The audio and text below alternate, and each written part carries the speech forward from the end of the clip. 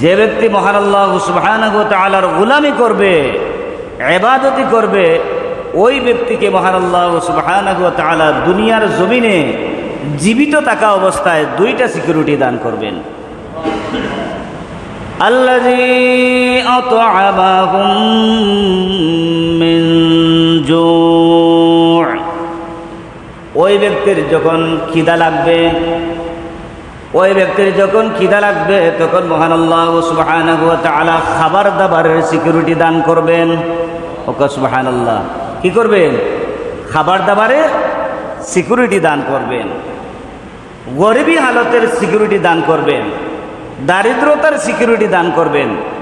আমাদের মাঝে দারিদ্রতা আছে না নাই? গরিবী হালত আছে না নাই?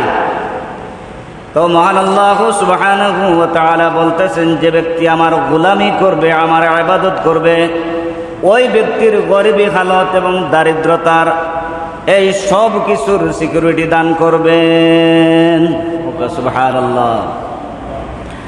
আরেকটা সিকিউরিটি হচ্ছে ওয়া আমানাহুম মিন খাউফ।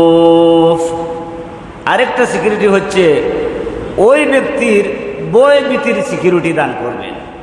কিসের? বয় ভীতির সিকিউরিটি দান করবেন। আমাদের মাঝে বয় ভীতি আছে না নাই? জায়গা জমিন নিয়ে বয় ভীতি, বাচ্চা কাচ্চা নিয়ে বয় ভীতি, সম্পদ নিয়ে বয় ভীতি, গাড়ি ঘোড়া নিয়ে বয় ভীতি, বাড়ি নিয়ে বয় ভীতি, ডাকাতের বয় ভীতি, রাহাজানির বয় ভীতি, ঠিক কি না? মহান আল্লাহ সুবহানাহু ওয়া তাআলা বলতেছেন, যে ব্যক্তি আমার গোলামি করবে, আমার প্রশংসা করবে, আমার ইবাদত করবে, ওই ব্যক্তির বয় ভীতির আমি মহান আল্লাহ সুবহানাহু ওয়া তাআলা সিকিউরিটি দান করব। ওকে সুবহানাল্লাহ। বেশি বেশি করে কি করবেন? মহান আল্লাহ সুবহানাহু ওয়া তাআলার গোলামি করবেন, ইবাদত করবেন। এটা হচ্ছে মুমিন মুসলমানদের গুরুত্বপূর্ণ একটা বৈশিষ্ট্য।